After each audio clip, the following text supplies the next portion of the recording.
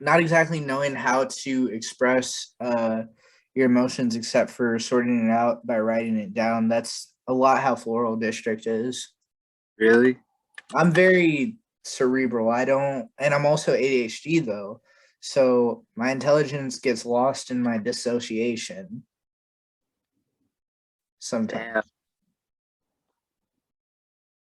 Damn. I'm not really too sure if I am ADHD, but I don't want to self-diagnose myself, but I feel like I have a lot of things that can be related to ADHD, but it can be a bunch of other things. I just need to get like a diagnosis, but I can feel that, but I don't think I have ADHD. I don't know if I have ADHD. It's just like I feel that because I feel the loss of intelligence.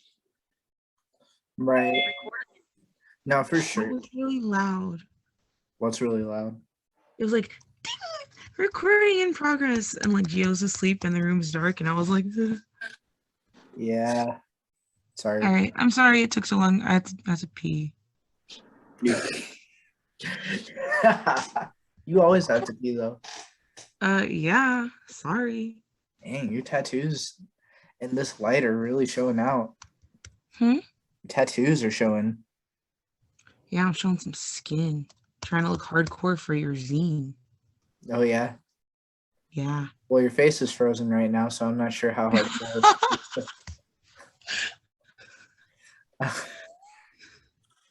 Jasmine, can you hear me? Yeah, can you hear me? Yeah. Okay, so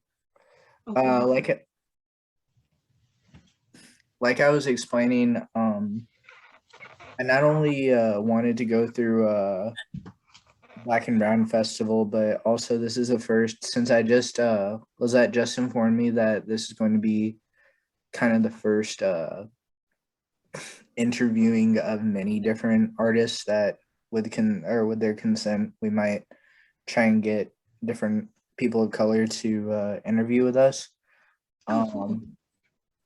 This issue, I guess I'm gonna ask a few more questions between both of y'all, less racially charged. Okay. So more so as individuals. One of them being, I'm gonna start with Robbie. Robbie, what are some influences in music that you really enjoy?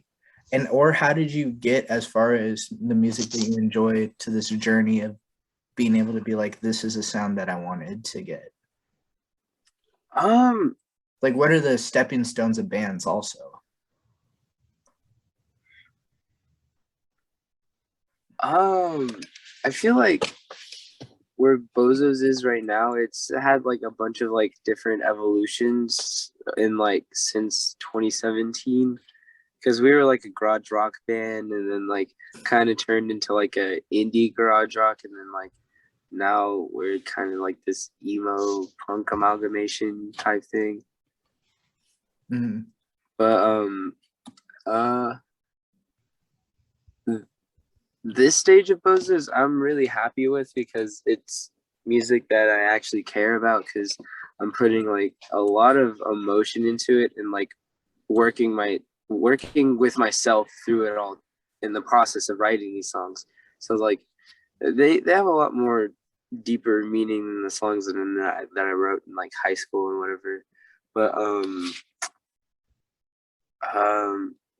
I was introduced to emo music in like, I don't even remember when, but I met a friend. Their name is Mars. They're from fucking Galveston of all places, and they had a DIY like scene there, and they had a house called the Solace House, and like they threw a show there, and I remember seeing it on Instagram from a mutual, and I was like, whoa, that's in Galveston. That's like 20 minutes from where I live. So we went over there, and like that completely changed my life, because like they were like that DIY like Midwest emo type of music, you know? Mm-hmm. Like at first it really wasn't my thing, but like it just started growing on me. And like just recently I've been like into actual like classic emo music, like Captain Jazz and Moss Icon and everything like that. You like Mouse Icon? Yes, Moss Icon are great. Yeah, Libernum is it's a really good album. Man, that album, I can't remember the song that it's called, but the 11-minute song that's on that album, where he says rest well under mother's warm wing. Oh my god, yeah. What is it? Rejoice to our God, an inhuman God. Yeah, no, that one's intense, man. Yes. I was listening to that whenever I was doing dishes in my old place before I moved back in with my folks, and I was like, this is the most intense dishwashing session I've ever had in my life. It is very intense. Have you gotten into like I know that also I often call Jasmine Cap'n Jazz all the time. Yeah, I'm saved that in his phone. Yeah. Nice. Have you gotten to branch out to like, Dietro or I Hate Myself or? Yes, actually, like I actually listened to I Hate Myself before I listened to Captain Jazz. Really? Yes. Like their 4 songs, that's a great little EP. 10 songs is good too. Yes, that one is like one of my favorites. And I guess like I also am starting to dip my toes in like some Scrams music. I really like I wrote haikus about cannibalism about your yearbook. That's one of Jasmine's favorite bands ever. They're so good. So fucking good. I was gonna say, like, yeah, I can definitely relate a lot to. Well, actually, Jazz, when did you first listen to I wrote a haiku about cannibalism in your yearbook? Oof.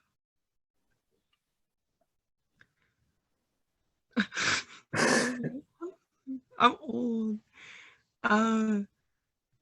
Like I feel like I was in I think I was either like 17 or 18. Yeah, it was a while ago.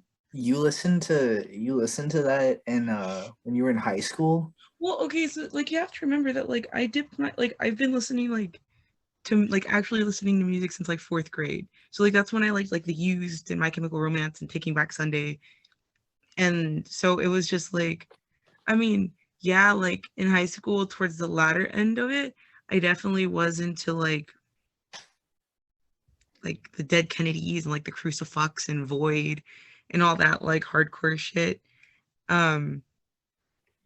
But I did still like emo influence stuff. So whenever I would like find like the number 12 Looks Like You, like I've fucking loved them and I've loved them for like so long. So stuff like that just stuck with me. And like I wrote haikus. I think I stumbled upon it in like senior year, I think. And then it was just kind of like a band that like could go in and out of. And then when I went to college, my freshman year, I met this group of at least like 2 people who listened to like that kind of emo, like The World Is a Beautiful Place, and I'm no longer afraid to die, like Indian Summer, like all that stuff.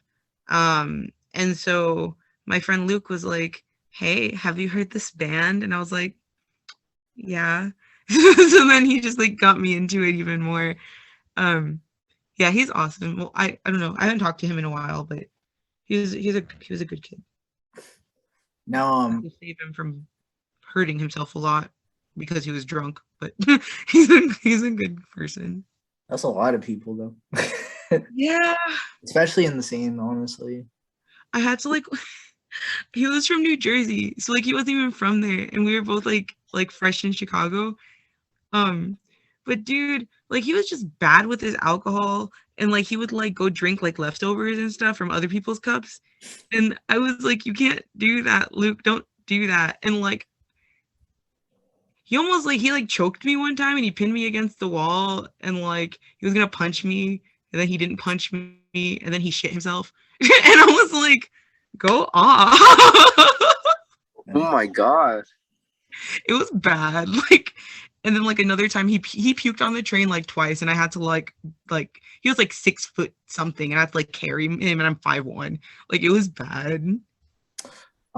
Speaking of trains, switching over to you, I'll go back to Robbie as far as musical influence go in a second, but you were in a folk punk band called Ojos. Yeah. Yeah. How did Robbie, why are you making that face? Because I did a deep dive on your Instagram. I was like, No! whoa. Why did you do that? I don't know. I feel like that's a perfectly normal thing to do. it kind of is whenever you want to know Is it- something. Is it not? It is like when you want to know something, it kind of is. Jasmine just doesn't like that happened. That's the only thing. It is a normal thing to do. It's just that Jasmine doesn't like that happened. It's because I'd rather like tell you. I don't know. Like okay, completely off topic. But remember that weird guy I was telling you about, that he was like the one who like fed me like hard food that was unseasoned? Yeah, yes. The one that's like he's been like holding a job over my head. Oh, yes. I know. Well, I told Robbie about him. Yeah. I know who you're talking about, but I don't want to say his name.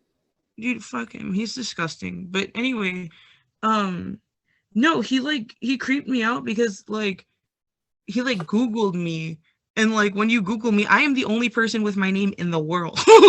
So like he like Googled me and found out all this information about me, was asking me these questions, and I was like, bro, if you don't leave me the fuck alone. Like I got like genuinely mad, because it's not even like we weren't even like talking like that or anything. It was like I really needed a job. He had a job to offer me.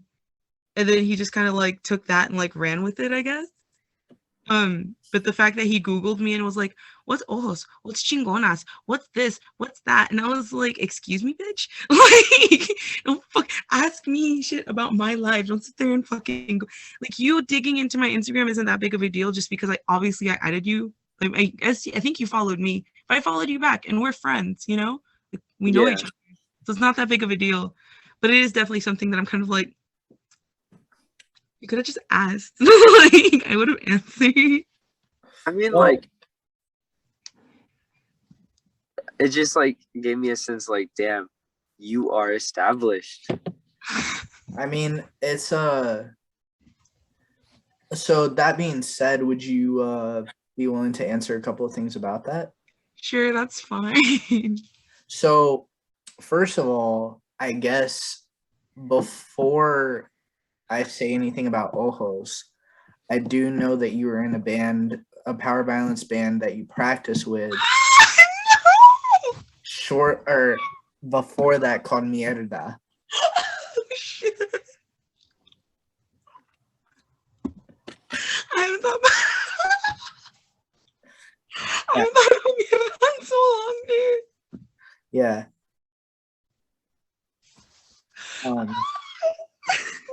It's because I met you when I was in Mierda. That was the only reason you know about it. Yeah, and I know we met each other whenever you were in Mierda. That was 2014. Yeah, I think so. 2014, 2015, because I moved back from Chicago like the winter, I think, of 2014, because I was involved in a lot of anarchist things out there, and a lot of my friends were being arrested. So I was like, no, I can't get arrested. I have a clean record. So yeah. So and that was also when you were in Mierda. That was also whenever you stand Charles Bronson very hard. I love Charles Bronson. Right. What do you love about Charles Bronson as far as their and also the other band, Limp Wrist, that I know you like? What were those what were those two bands' influence on you and on the music that you make to this very day? Okay, so I'm so mad that you brought up Mierda though. I'm not mad, but it's like, damn, dude, like, bring me back. No, so I got into both of them when I lived in Chicago, because Martin and I don't know if you know Limpers, Robbie, but Yeah. so Martin is the singer for both Limpers and Los Crudos. And like I very much developed my love for Martin Torrendo Guy there because he's just amazing, and he was friends with my roommate. So like yeah, and he's just amazing. And so there's something about seeing a like queer, like a flamboyantly like gay like man of color like be up in a harness and be like, does your daddy know? Like, you know what I mean? He's dressed like a what's it called? Like a leather cop. Like Dog, I had a calendar and like, oh dude, you're bringing me back to like I had a calendar of him. It was like a Limpers calendar. And it was like him like I think like in chapless in chapless and assless chaps. Yeah, and it was like right here on my closet door. And like it wasn't even like I was like, Martin, what's up? It was like, I mean, it was more just like, hey, yo, like, hey, dad. Like, you know what I mean? yeah. I don't know. It's just, there's something about that, like when I moved to Chicago, I very much got involved in the queercore scene. And that was the first scene I was in. And then I was in like the Mexican punk scene. Because like I've said, Chicago is extremely segregated. But anyway, the queer scene there is really just amazing, and there is like a lot of trans women in bands and like a lot of like flamboyant people in bands. And like the house I lived in was called Casa Cute, and it was like punk queer Mexicans. Like it was like my roommate Andres, and he's like flamboyantly gay, like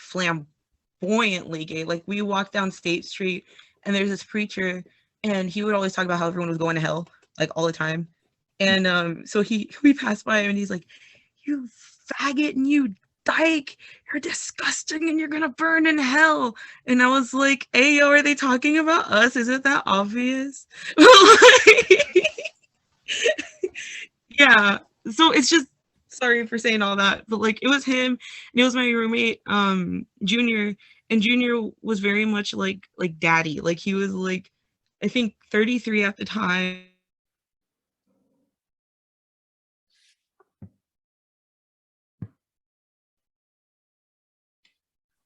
We just gotta wait.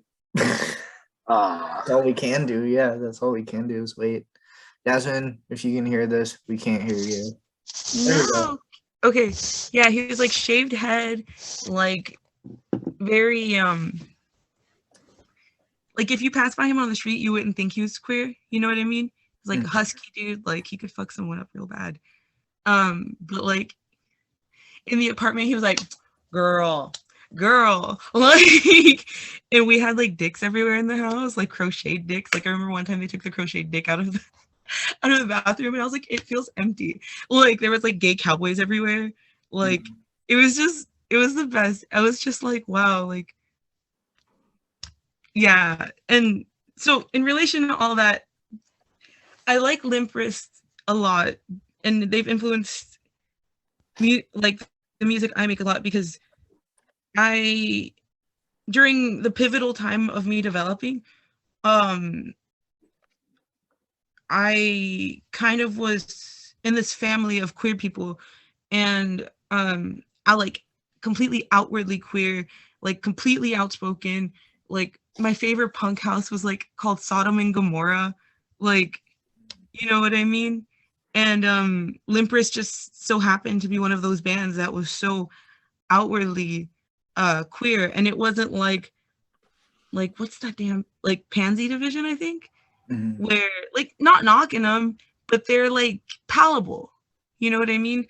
Like Bikini Kill is like, I like Bikini Kill, but like Kathleen Hanna's a white woman. Like what am I gonna relate to her with, you know? Right. But seeing someone like Martin is like this big old like bear, and he's just like a daddy bear, you know, and he's not afraid of it, and he's not afraid to show how flamboyant he is. He can totally kick someone's fucking teeth in. also just a sweet person. And the fact that they were so like sassy and gay, but everyone respected them, it just meant so much to me.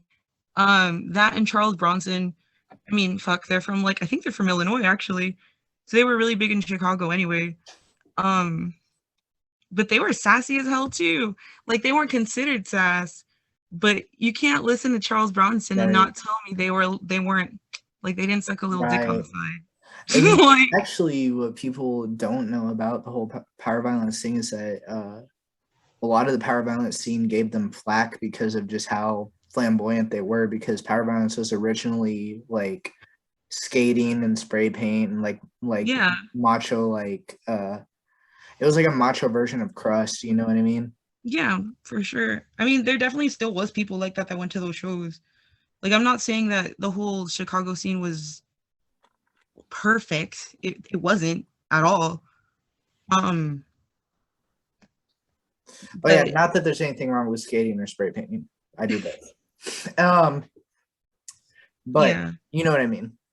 yeah. But I mean, I don't know. It was just they mean a lot to me because I feel like both of them just kind of showed me them and the Blood Brothers. Yeah, I was Um, gonna bring them up too. yeah, well, they all mean a lot to me because it showed me that like, because for a really long time I tried to like I was crusty, like I definitely tried to be like tried to butch it up a lot, you know, Mhm. and I feel like I am, and I mean I probably don't come off as it, but like I feel like I'm masculine, like I feel like I'm a lot more like masked than uh a lot of people, um, but I don't feel like I should have to not be cute, and I feel like I shouldn't have to monitor my movements, and I feel like I shouldn't have to think so deeply about how I express myself. And even in performing, like just being able to let go completely and submit to like my emotions is really cool. And if it wasn't for Limp Wrist and Charles Bronson, I don't think I'd be able to do that. I think I'd just be overthinking everything. Yeah, no, for sure. And I can probably see how the last part of that I'm gonna switch over to Robbie is I could kind of see how you would feel more comfortable coming out about your gender identity from gay or flamboyant men like in those three bands. Yeah, for sure. 100%. Because I remember when I first came to terms with me, um, like being a trans guy, I tried. I mean, I have fucking big boobs, you know, and like I tried everything to do to like push them down and make them look like they weren't there. And like I like cut my hair short, you know, and like wore like shorts and pants and shit that I'm not comfortable in, and didn't wear makeup really, and Shaved your head close. Uh, I'm not sure if he froze up again, but I'm not sure if you can hear this. I do remember you having a Chelsea at one point, and I also do remember okay, there. you you would you would shave your head almost bald and make it green, right? Yeah, like green, purple, blue, A lot of pink. I would, yeah, whatever. a lot of cutoff shirts too. Yeah, I looked like a bro. Yeah, I had like my sleeves cut and I'd walk around like I had muscles and shit. like a member of the Minutemen. Oh my god. uh, I look different. Yeah, for sure. so I mean, definitely those bands fronted by flamboyant men kind of like influenced you to come out in a way. Well, I mean, it kind of just influenced me to be more me because like I feel like I was kind of LARPing like what I thought like a gay man should be in the punk scene. Mhm. You know what I mean? Because like a lot of guys, even if they were gay, they were still very like, don't fuck with me, you know? And I know I'm still like that, but I I think that the difference is now is that I desperately wanted to fit in this fucking hole. You know, I wanted to fit into this shape. And once I realized like it didn't matter how much I tried to look like a guy. Everyone was just gonna call me a girl. Like, why the fuck do I care? Like why should I care? Like what people call me or what people think. That's yeah. I feel like people like Johnny Whitney and like Martin and yeah, they all just kind of showed me like I can definitely be like as flamboyant and boisterous and feminine, and I also didn't have to be like super loud and obnoxious about it either, like when I'm not on stage or just at any time. Mhm. Like I don't owe anyone an explanation. I can just be myself, you know? And Mhm. they definitely did show me that. For sure, for sure. Right, right. Robbie, are you driving? Yeah, sorry, I had to pick up my sister from work, but I'm gonna be at my house in like 2 minutes. So just Um, Oh, dude, I'm so sorry. no, you're good, you're good. in that case, I'm gonna ask one more part of the question for Jazz, and I'll get back to you. Yes, go ahead, please. Okay. Um, so we met at a Pat the Bunny show. Yeah. What do you remember about what are some of the parts of folk punk that you've taken away from in your influence? None of Really?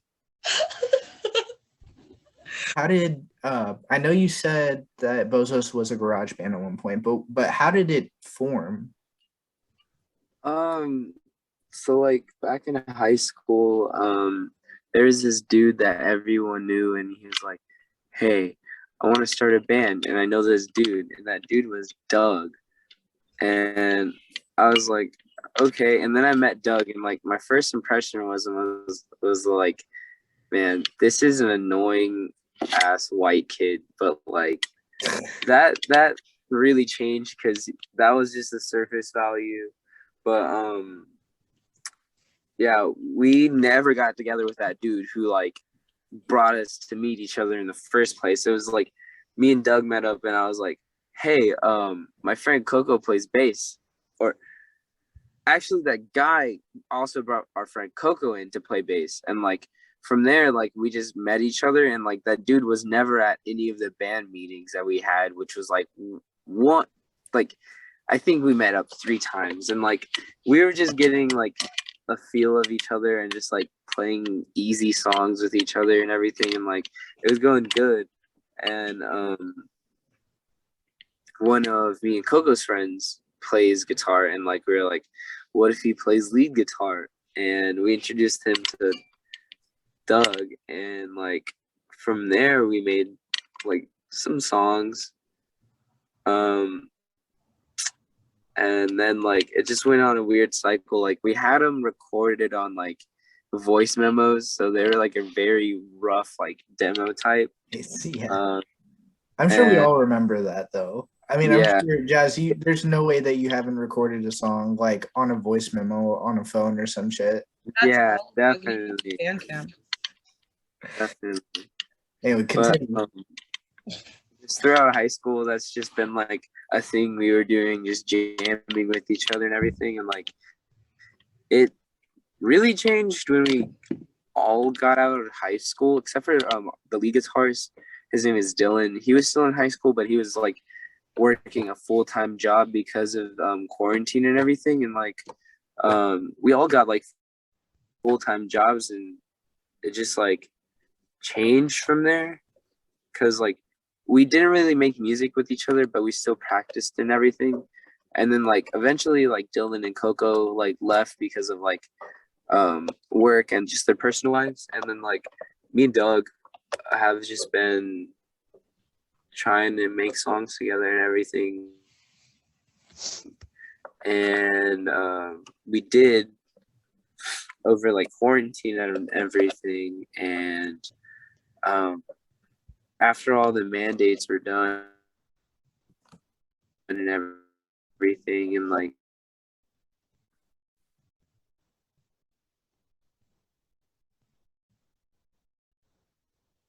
Robbie froze. Yeah, Robbie froze. Hold on real quick. He'll probably come back. Yeah.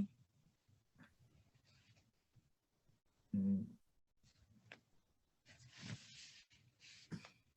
Let me see. I mean, at least he froze on it. Like, he looks pretty. Yeah, He yeah, he doesn't looks look good. weird. Robbie, Good if you for can you. hear us, you're frozen. Yeah, you're frozen. Don't worry, it's not like a weird face. No, it's not a weird face, but might have to log back in. I think that's what he's doing. God, I can't believe I cried. Robbie, hello. We hey, can hear you now. we can hear you again. You're moving now. Yay, you exist in real time. So what was the last thing that? During quarantine, you and Doug started making songs.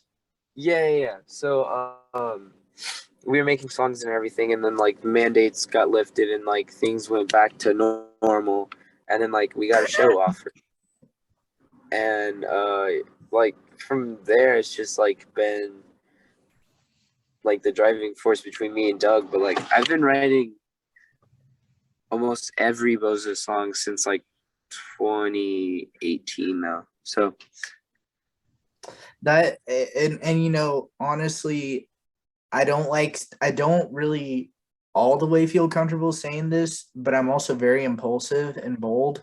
So that's why you and Doug remind me a lot of me and Cole, honestly. As when we perform. It's just like I've been writing since I was a very young child. So it's like and Cole and I just we were really goofy together at first, and it's just like we have this sort of, how do I put this? I'm Cole as far as a drummer goes and me as a guitarist. I'm not the best guitarist, and Cole I don't think is the best drummer. I don't think, but to each other we're the best guitarist and the best drummer. yes, that's how me and Doug are. Like I feel that heavily. I don't I think have I to could have met. interject. Y'all are both amazing, so shut the fuck up because y'all are both like amazing. All right, that's it. But it's like, you know, it's like even if I like found the most fucking awesome drummer of all time, I don't think I would want him in my band. You know what I mean? Yeah. You know what I mean. You know what I mean. Yeah, because like throughout these years, me and Doug have just like had this synergy when we jam. It's just like spot on to like the changes, the stops, and like just Yeah. then on the spot. Yes. No, Like I 100%. feel so connected with him musically. It's insane. No, 100%. Like even I there was a time that Cole and I practiced, and I was on the other side of the room, and I realized that I had separation anxiety from him by not standing around him. It was really fucked up.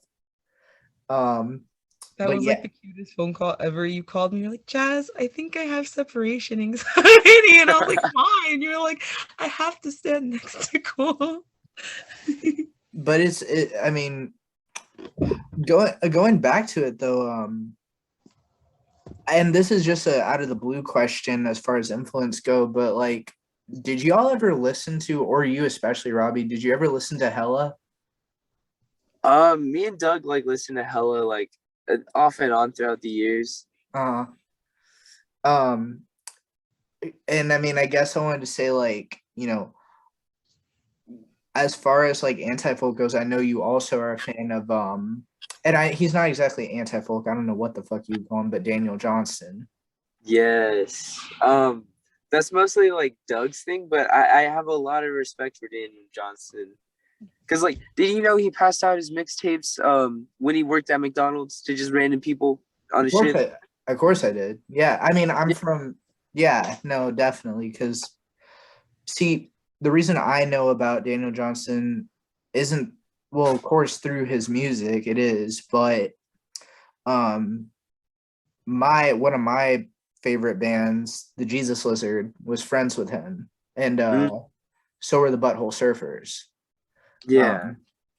But yeah, I knew that he used to pass them out at McDonald's. I knew that he used to pass them out at comic book places. Yes. And he used to draw on like random shit, all this stuff. He's a he's a very interesting individual. Did y'all, which is kind of funny that you mentioned what's it called, him passing out those mixtapes, because you guys really kind of DIY your own merch a lot, huh? Yeah, like everything that we do is really DIY, except for the zines. But I would say it's still DIY. Right. Um and the as far as other influences go, like when did you and Doug really start like getting into the sound that you were earlier talking about in the first part of the interview? Like when did it start to like branch out into what Bozos is right now, this really weird whimsical kind of like sassiness with like technicality still in it? So during like quarantine, me and Doug were also really into Minutemen, and like I've been knowing about Minutemen for a while, and like I was like, Doug, you should listen to Minutemen, and like I don't know why, but he's like, no, because like a lot of people have been telling him to listen to them, but like the moment he listened to them, he was hooked, and like it's just like we kind of took the Minutemen formula and like put it into our own music. Like it's just like a very angular song, just like start finish, and that's it. Yeah, like Burn the Dictionary and stuff like that. Yeah. Yeah. Um, do you like any other post hardcore? Like for instance, like not post hardcore in the sense that like, you know, the wave that Jasmine was talking about, but as far as like Naked Ray Gun, or like what's it, Sacker and Trust, or um Cherubs, Big Black, anything like that? Big Black. I liked Big Black a lot. I like found out about him through this like one YouTube animator, View. But Oh, where he plays Racer X in it? yes, Yeah, the one, that yeah. video. But like post hardcore, I would have to say like Embrace, like Ian McKay's like emotive hardcore band, and like I don't like I don't take inspiration from those bands like the sound wise, but like a lot of their ethos and like their thoughts and like how they want to stay true to the DIY scene. It's just like I respect it a lot, and I want to like take bits and pieces of that and like try to do my own thing with it.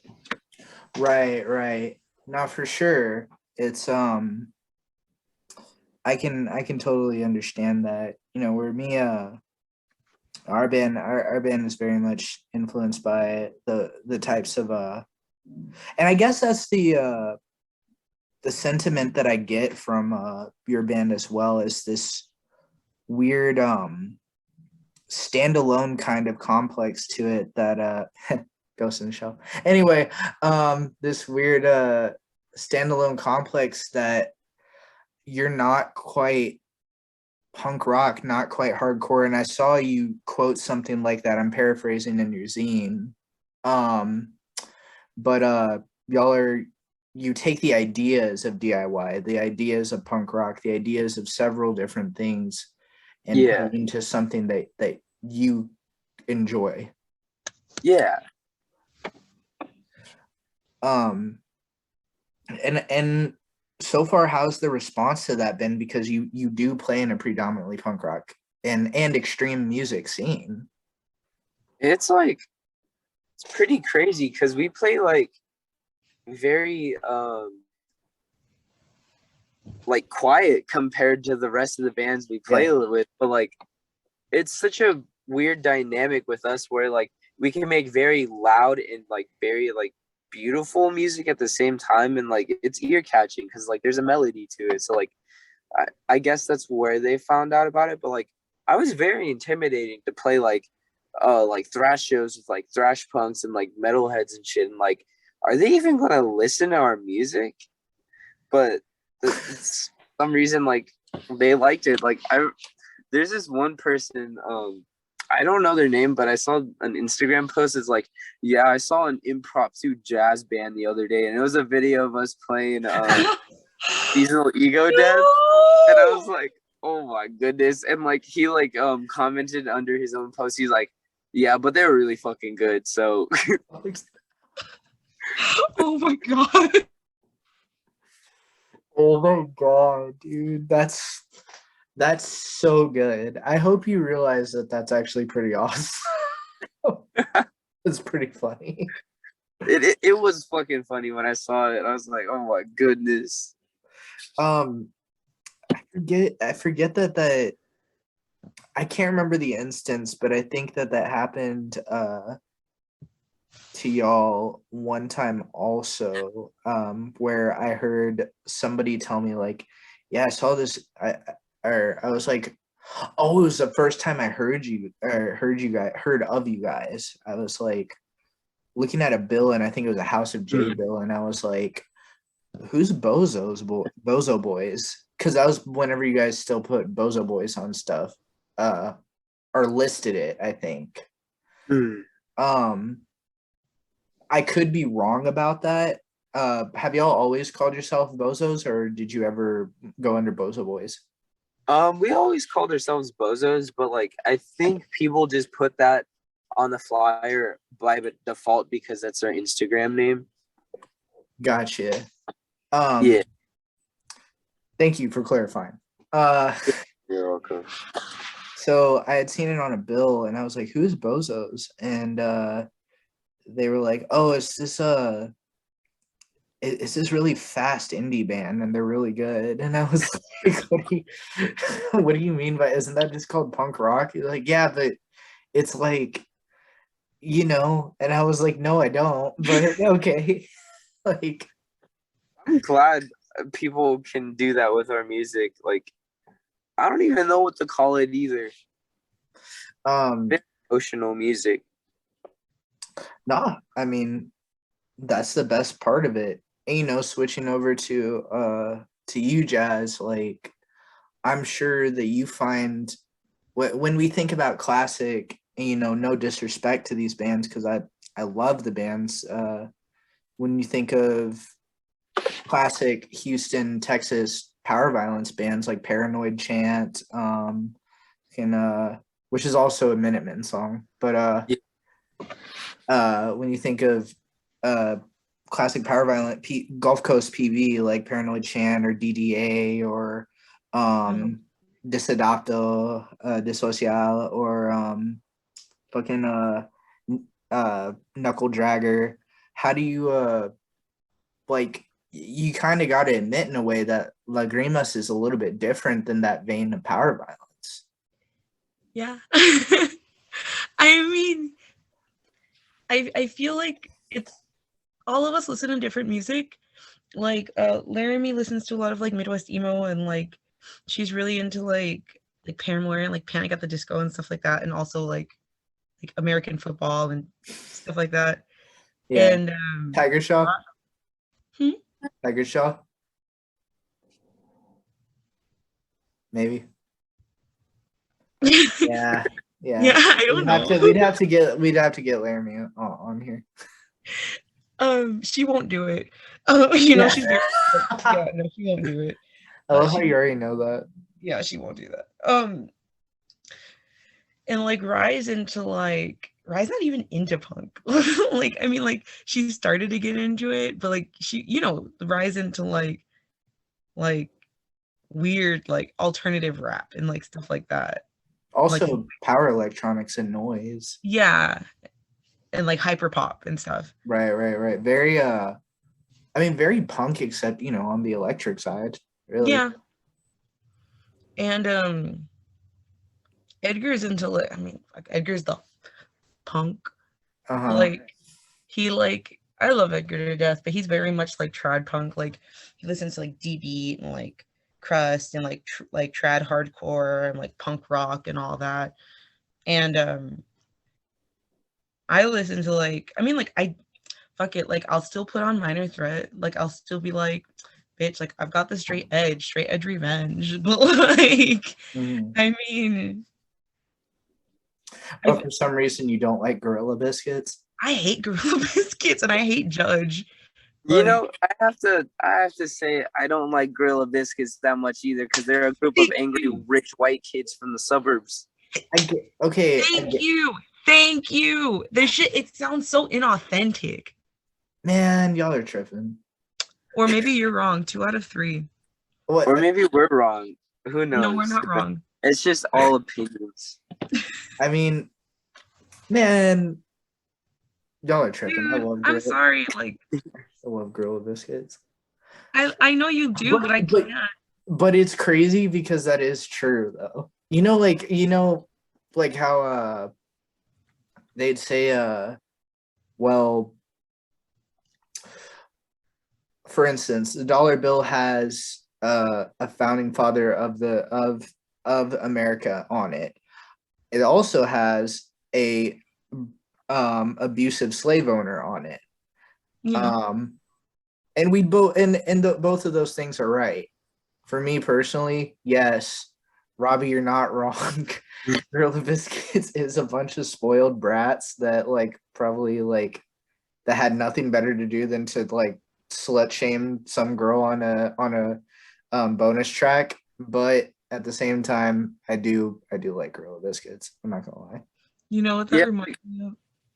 Huh? Like caught between the two because like I do like the music, but like Jasmine said earlier, I just can't relate to them in the sense that they're white kids from the suburbs. So it's not really music that I want to listen to if I can't relate to it. But wasn't You know? Minor Threat white No. kids in the suburbs? No, Well, they they were were- from DC. Like they were from like the city of DC. Really? Yeah. Like that's why Guilty of Being White. That song. Every time I think about it, I'm like, Yeah, let's talk about it. No, I'm just kidding. I'm just playing. oh God. But that's why he wrote that, because he was like the minority of being like one of the only white kids, because DC is a predominantly black city. Yeah. So That also That ooh, my bad. Oh, I was gonna say that also makes sense why Bad Brains and Ian and why Ian Mackay and Henry Rollins were all able to see each other in such a close vicinity. But anyway, go on. I was gonna say like I was just like thinking of something to fuck with Doug at work one day, and I was like, I was thinking about it, and since like most of the straight edge scene from the hardcore DC like Discord, there are a bunch of like white dudes like telling other people what to do, and like I was like, I had this twinge thought like the DC hardcore straight edge scene was innately racist, and I actually did research into it, and like I don't think I was all that wrong, because like a lot of the DC population was like affected heavily by the crack epidemic, and like a lot of the black community was affected by the crack epidemic, and like a lot of these like black and brown people grow up around these drugs, while like most of these white people, they're sheltered from it. So like I was going on about something, but like I kind of was right on my own term, but like I don't know, that's like just a thing I noticed. And I guess that's like, something that's definitely no, and that's a fact that's not ignorable. I think that New York hardcore, Massachusetts hardcore, DC hardcore, all of East Coast hardcore is very much a unforgiving and non-understanding scene as far as like drugs and different backgrounds go. Yeah. And that's why there's a lot of crews out there nowadays that or there was at least that that are just full of white dudes that like to like kick people. Yeah. can I chime in on that, since I'm the only straight edge person here? Yeah, please, The only actually. person with a straight edge tattoo here. Yeah. Okay. So I think this is so funny because there's this guy who's a horrible person, but his name's Blitz and he's from Chicago and he was like half black, half white, and he was from Elgin. It was like a suburb outside. He had his sober house. Um and he was straight edge vegan. And like I very much remember him being like, God damn my fucking joints. I very much remember him being like super weird and gross because like we would share zines and stuff like that. And but one of his things was he was like poly, which is fine, whatever. But he was like trying to fuck me, and like I was like not trying to fuck him, and he was like, "You do know that the reason they have like don't drink, like don't drink, don't smoke, don't fuck." He's like, you know why they say that, right? It's because of colonialism and it's because of white culture. And like he tried gaslighting me into thinking that like that me fucking him was going to fight gentrification of That's straight. that's actually a really good story. That's actually really funny. Yeah. Oh my god. That's so good. I need to try that. No, I'm just kidding. It was so I was looked at him and I was like, what the fuck? It was like that doesn't even make sense. That's insane. He was gross. That He was sounds also like the excuse of a fever dream. dude, he was horrible. I remember he purposely missed the train, so he had to like spend the night at my place. And I reiterate, I'm not a big person. So a lot of the times when something non-consensual happen, it's because like I'm like, you know what? If you're gonna do it, you're just gonna fucking do it. Because I'm not a big person. You know what I mean? Mhm. Like I might as well just lay down, take it, and not think about it. And he kept saying the whole night, this is supposed to be some like big straight edge motherfucker, you know what I mean? Like the morale of morale. That's why I like straight edge dudes. I'm like, I don't know, dog. You kind of like I'm straight edge, but you kind of sus. Like Right. they're the shittiest fucking people, dude. And this dude the whole time was like, I'm trying to sleep, and he's like, may I consent to going down on you? Or may I have your consent to go down on you? And I was like, no. And like he asked me that like 15 fucking times. Oh 15 my god. fucking times. And I was like, yeah, As if sure. the I don't answer was care. gonna change. Yeah. I literally just told him, I was like, I don't fucking care, dude. Just I guess. And like he definitely did more than that. I definitely just like tried to not think about it. But like that's what I think of when I think of like straight edge guys. I think of like people who have this like high fucking morale because he definitely was one of those people, and I've definitely met like straight edge men who are just like I'm better than you because I don't do drugs. And I'm like, don't you understand that like one, it's not really a choice for a lot of people. They just kind of grow up in that environment or their family has a history of addiction, so they're Yeah. exposed to it, you know? Like Joseph, like my ex-husband, his dad's the one who showed him cocaine and weed and shit. Mhm. So like while he didn't show him heroin, and when we got together, he was not doing that shit, Mm. but he was still predisposed to that because that's what his parent taught him.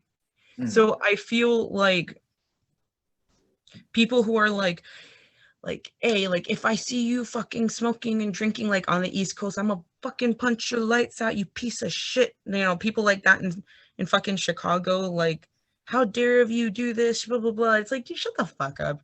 Like, get off your fucking high horse acting like you're not trying to fuck 14-year-olds. So, Oh my Get god. out of here. you're telling me that there's actually like, because I haven't been around a lot of straight edge shows, or straight shows. Anyway, I haven't been around a lot of straight edge shows or strictly hardcore shows. Are you saying that people are still that's still very much a sentiment, is like this machismo kind of feeling like Hell yeah. superiority because like you're drug free? Hell yeah, dude. It's fucking gross. It's like, I don't fuck with drugs. I don't like them. But a lot of my friends die. There's a history of addiction in my family and fucking ruined my life. And I didn't even take that shit. But that doesn't mean I'm going to hold my head up higher than anyone else because they have different struggles than I do. Yeah, no, for sure. We can't hear you right now, but I wish we could. Damn. And you know it was going to be something good too. They are. They We couldn't hear you. Say that again. Can you hear me now? Yes. Yeah. Okay. I was saying like they are. They're very fucking machismo. They're very like I'm better than you, like you fucking dirty drug addict, which I feel like a lot of that actually does come from classism and racism because drugs are still associated with the poor and like people of color, specifically Black and Latino people. It's like you're white trash or you're a dirty spit, you're a dirty nigger. You know what I mean? And that's Yeah. just how people view people like that. And yeah, it's discriminatory. They think they're better than everyone. They're very sexist, they're very misogynist, because they expect like femme people to be like the ones cheering them on, but God forbid they're in a position of power. But they will still be like, no, I'm not like that. I'm fighting the patriarchy for you, baby. Well, it's also the ironic thing about like, you know, how guys want guys advocate for women's rights, but then they're like, oh, but if she smokes is a deal breaker, or like, you know, if she drinks is a deal breaker, is really, it's really strange to me. It's not that, I mean, I don't see anything wrong with like having boundaries, not wanting something in your life, but it's just like the feeling of that makes you any less of what you are. You know what I mean? Yeah, for sure. And I mean, like, I definitely do have boundaries. Like, I'm not gonna fuck with anyone who does like hard drugs just because I'm scarred from it, you know? Mm-hmm. Um, but I do think it's a little weird when people think they're better than someone who decided they just want to have a beer or they want to take a hit. Like, you know what I mean? Right. Like, hell, like, I'm sorry, dude, but like, I don't even think I'm like, I don't think anyone's above anyone. Like, the crackheads, you know? Like, they're crackheads, but they're still people. Like, who am I to say that I'm better than them? Because they're probably a hell of a lot better the person than I am. Something happened and life happens. um Robbie, does going to is almost the same vein, I guess, as a question that or as what we went into, but do you ever notice any like, you know, toxic masculinity at the shows that you go to personally? Yeah, a lot. Um, like I'll just be chilling with my homies and like I'll just hear a dude just like talk randomly about like how he's gonna have sex tonight or just some vile shit like that. Or just like I can feel it a lot in the pit, like just oh my god, just overflowing of testosterone in that pit. It's like it's crazy. For sure. And you know, personally, my partner recently, who moved down here from a different state, started going out to shows. And the reason why I ask you is because um they never they slash him never really felt more comfortable than going to a Lagrima shows or a Bozo shows whenever they were around, just because you know, a lot of times in extreme music and punk rock music, I feel like a thing that people won't confront, I feel like both of y'all's bands in a certain way do confront, is just how misogynistic it can be. You know what I mean? Yeah, and like men take up so much space and like it leaves no room for femme presenting people or just people who are not men. It's just like ridiculous. But it also leaves room for femme or femme people to be hit on 15 times a fucking show. Yeah, or even like touched or some like vile shit like that. It's like that's, you know, that was like a huge problem, like with, you know, like let's say a couple of shows that my partner's been to, is just like feeling like they're treated as like, you know, a like a new cut of meat, you know what I mean? That just got down to Texas. It's really weird, but for some reason y'all's energy, both Bozos and Lagrimas, have a sort of inclusion to it. And I was talking to have you ever heard of a band called Smoke Solid Dairy? No. So Smoke Solid Dairy is a punk rock anime band. They dress up in sailor suits. They're like they pretend to like they use Pocky sticks as cigarettes.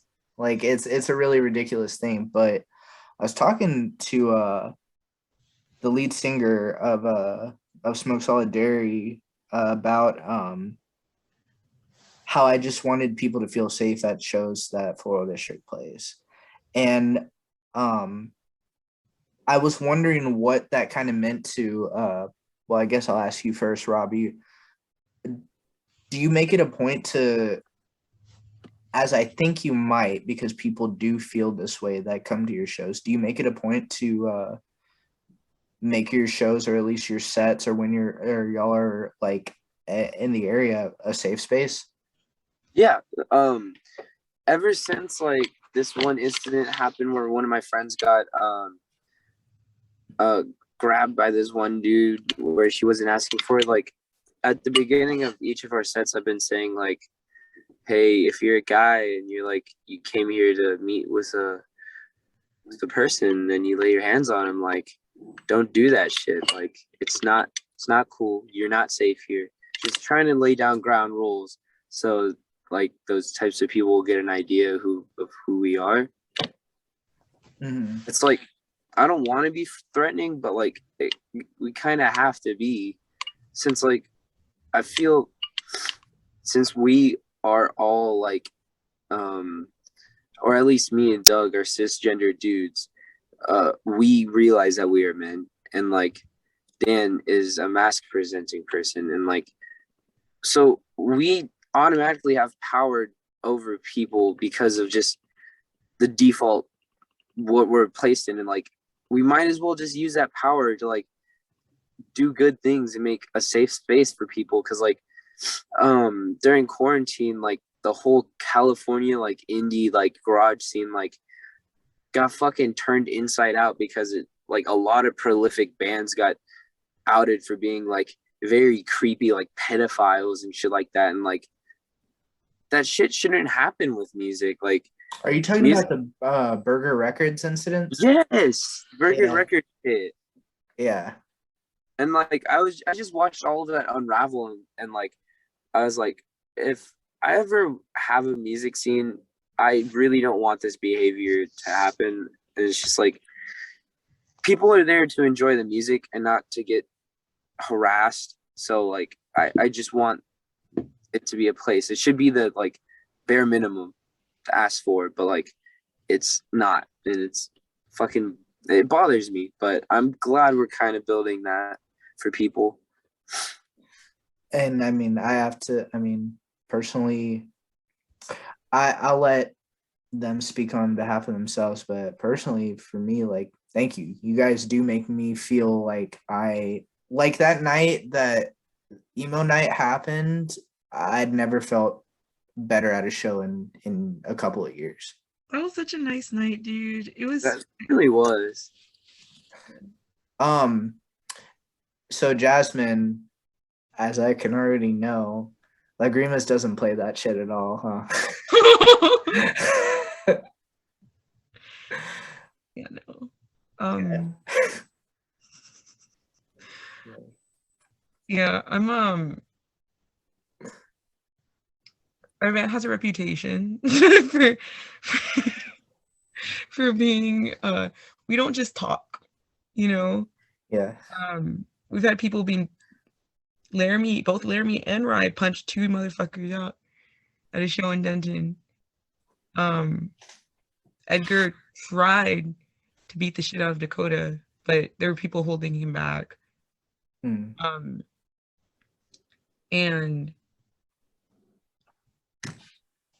you know my rule. Like, if I have a problem with you, I'm not I'm not sure, so I'm not gonna do anything in the venue. But the moment you step out of that venue, you're like, that ass is mine. Like, Yeah, sorry to interrupt you, but like I feel like I already had to have a conflict because of this shit because before our set, like that same dude who laid his hands on my friend, like he was there and I just straight up went on and was like, "Hey, you're not allowed here." And like he made it a big deal and we took it outside and like the whole time I was ready to fight, but I did not want to fight. And like I'm glad it didn't come down to it. Like I just like was talking to him and like made him feel uncomfortable and like not safe there. But like his drunk ass homies that were like over 30 years old definitely wanted to fight me.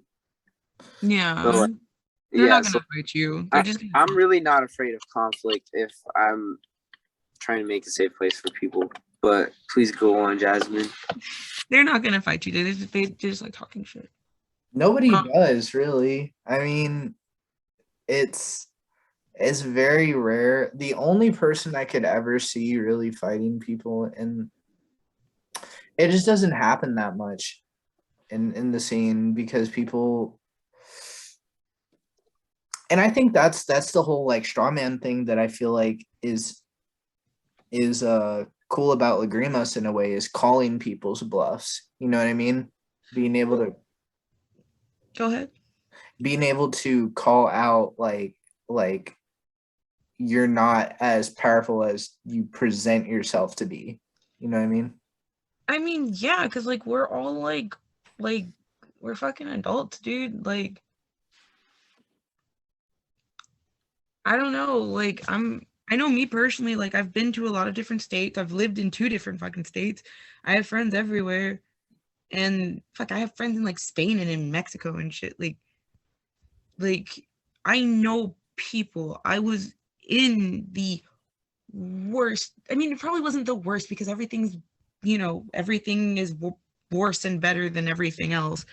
But I was in a horrible, horrible, horrible, horrible fucking. I would get shit thrown at me and I'd be choked and raped and just fucking, you know what I mean? And I fucking grew up with 2 people who would have my fucking head if anything happened. Mm-hmm. Why does this always happen on the best parts? Audio cut out. Yeah. Shit. Can you hear me? Yeah, we can hear you now. You're gonna have to What was the last thing you heard? Have their head. Okay. Yeah. I grew up with 2 people who would have my head if like anything. Like it was like they felt bad that day, so they're gonna take it out on me. You know what I mean? So I definitely know how it is when someone is actually gonna do something, but I also know a pussy when I see one.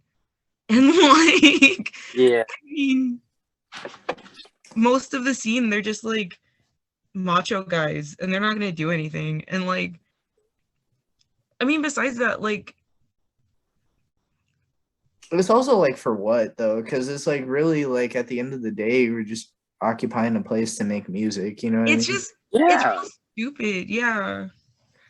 And that's why, whenever you said we're freaking adults, like I kind of like was like, I mean, it's true. It's like, we have shit to do during the day. You know what I mean? Robbie has shit to do during the day. You have shit to do during the day. It's really strange that people make like this huge big deal of everything whenever it almost feels like we should be there to vibe on music, Exactly. No, 100%. I feel like that's why like songs like White Boy, I think is just so great. Like the Kathleen Hanna wrote it, but we definitely made it our own.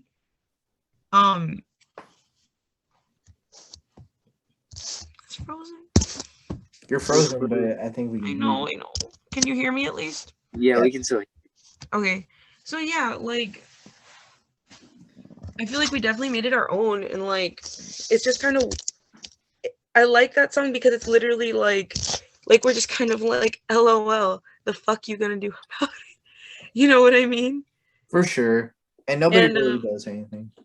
yeah, I mean, I don't know. I feel like I feel I don't know. I almost feel like it's just really cool because I've always like thought this, that there's nothing more intimidating to like a macho guy than having their macho-ness like questioned. You know what I mean? Yeah, pulled out, like pretty much pulled out from under the rug. Yeah, and I feel like us just existing in the scene and being so like out there and so outwardly aggressive. What I meant was Uh, having the rug pulled out from under them. But go on. yeah, and I feel like it's even better that like Laramie and Rye dress like super high femme and like fuck like last show like I pulled up with a fucking prom gown. You know what I mean? Mm-hmm. And like my hair was up and like I was just like, like fuck all of you. Like you think you're tough shit, you're not tough shit. That's why I make it I make it a thing to where I dress as fucking overly the top flamboyant as shows as I possibly can, because there's nothing like a guy's not gonna hurt someone when they feel like threatened, like, oh, you know what I mean?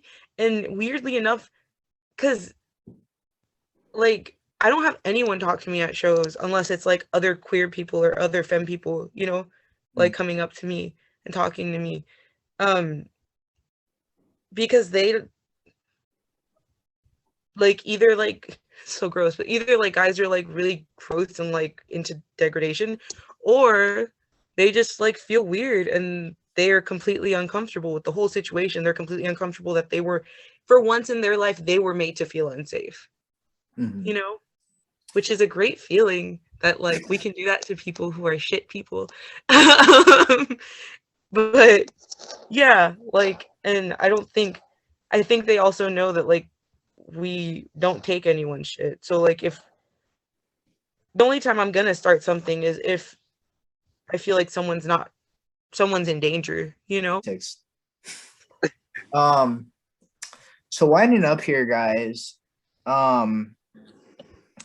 Robbie, what where do you see this well, first of all, is there any tangible like releases in the future that we should know about? Definitely, because we've been in and out of the recording studio just getting some stuff down, but I don't know, just haven't had any motivations to put into the album, so I don't want to spend time putting like all this effort with no motivation, Mm-hmm. you know. So I just want to wait until I get that motivation back and then try to finish up the recording, and then after we get all of that done, we should have it out soon. Okay. Nice. I mean, I guess I imagine it's something that you don't want to have to force, right? Yeah, because like I want to make it something that I want to care about, and like something that like each time I listen to it, I'm like, damn, this is like my full potential here at like my best. Right. Um I feel the same way at times too. Definitely. It's also hard though to I guess capture for a band like you guys. I feel like it's almost hard to capture sometimes how you want to truly like manipulate and put your sound on wax, quote Yeah, unquote. You know what I mean? Y'all are a very cerebral like live band, you know what I mean? But I can't wait to hear it though. yeah, it's gonna sound good. I I'm really proud of like our engineer, and like he's gotten a lot better. Who are you does the person is a person up for commission, like, or is it or your personal engineer? Like, Um, it was like Corin. He's like one of Doug's friends from when Doug's previous band, but we just like gotten to be friends with him and everything. So it's just like homies helping out homies. gotcha. All right, that's what's up, dude. Um, And Jazz, what can we expect from Lagrimas in the near future? Is there any plans on recording? Okay, so we have plans on recording. Really? Yeah. Sorry, I'm sorry. I should not have sounded that excited. It's just, Oh, you're it's excited. just, That's so well, it's sweet. just y'all never do record though. Yeah, I know. And there's been a bunch of people. I feel like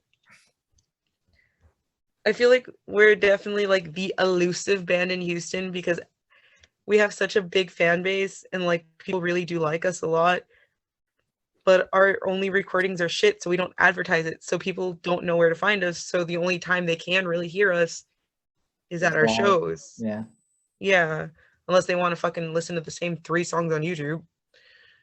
Um but yeah, no, we're gonna record most likely in March, because that's the only month where we're not like fucking booked it with shows. Um, so yeah, and we're gonna well, hopefully we're gonna record with Bozo's this dude. So Really? yeah, because he's affordable, and I mean, as like everyone in Houston knows, I fucking love Bozo's a lot. I'm not just saying that because Robbie and Doug are my friends, and Dan's my friend too. I actually really do enjoy I enjoy y'all's music. Like you're my fucking favorite Houston band, and it's really cool to like. It even sounds so stupid, but in a way, I'm kind of like the thought of recording with the same person. I'm like being a little fanboy. So yeah. And I guess that's one of the last questions too for Robbie is like, what do you think of Lagrimas and whenever you first heard them? Oh my god, like it was with the show they played with Cherry Mom, and like I heard good things about them, and like I was like, okay, I need to see this fucking band. And right as I went to the White Swan, they were going on, and like holy shit, they just blew me away. Like Jasmine's vocals are so insane, and like Laramie tapping on the bass, and like Rise fucking drumming. Oh my god, it's just like a powerhouse of a band. Mm. And like you guys just blew me away. No, for sure. It is a very well, I'm sure Jasmine wants to say thank you. I'm busy blushing. Okay. But that was the show that I went up to Jasmine, and I was like really nervous to talk to him because like just your vocals just amazed me so much. Oh, you should have heard Jazz. I'm not sure if you remember this because I'm not sure how much you disassociate. Because I do also. Yeah, I know you do. I don't know what I'm doing half the time, but especially this last time that we played together Yeah. on Saturday. Fuck. But you hit this note and you didn't scream it and you didn't like say it. You didn't like proclaim it. You actually hit a note like you were singing. And I can't remember what song it was. Really? Yes. And I don't think you remember doing that, but it was really funny because I remember for those of you that might be watching this or in the near future that don't know, Jasmine is actually a classically trained opera singer. Stop! Why are you putting my business out there? No way.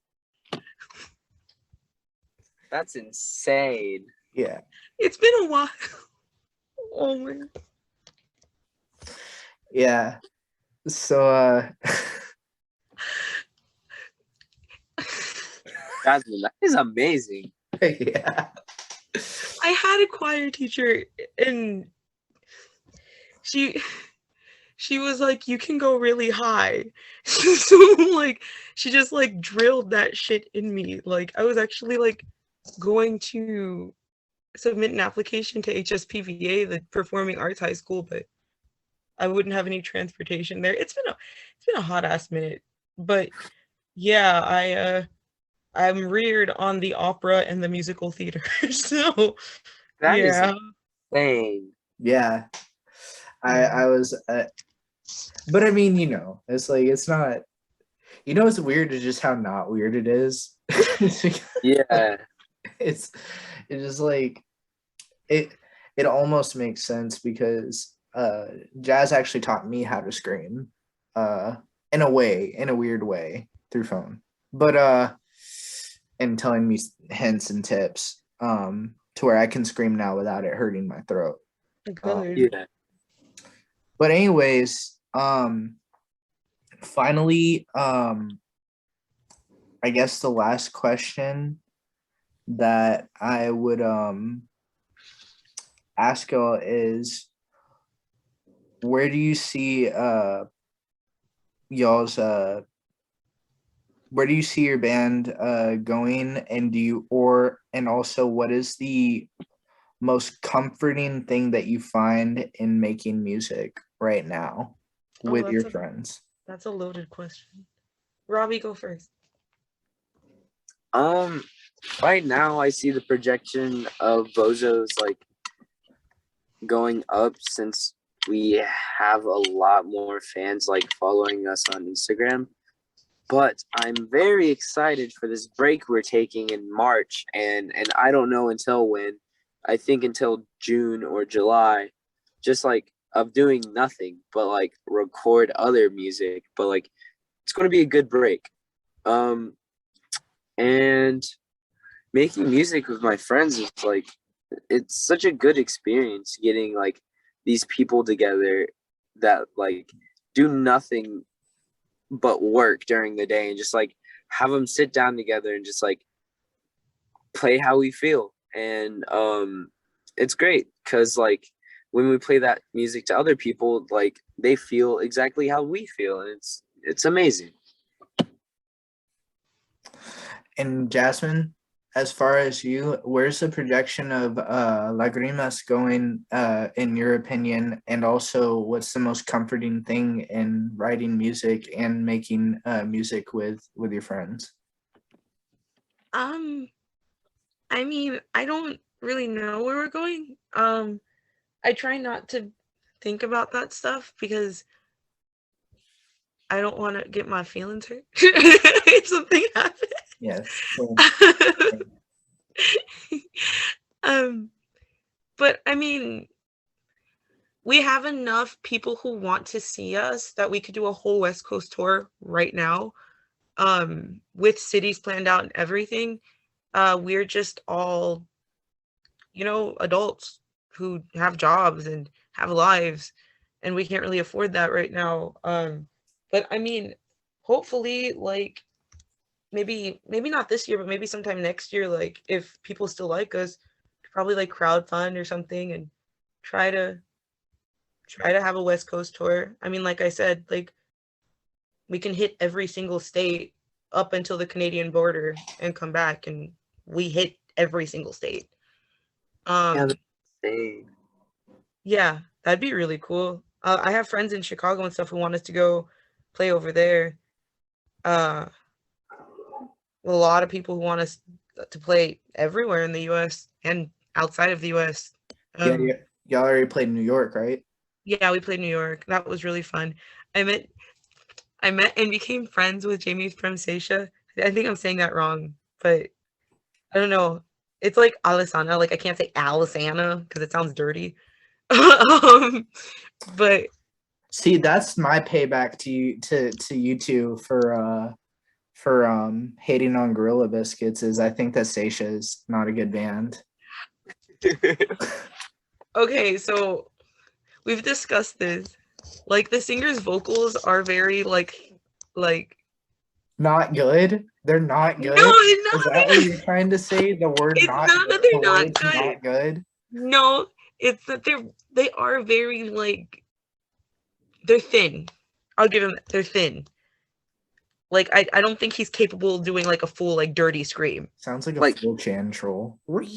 sometimes when I'm listening to Shaysha, I'm like, oh man, this guy has a very nasally voice. But like the technical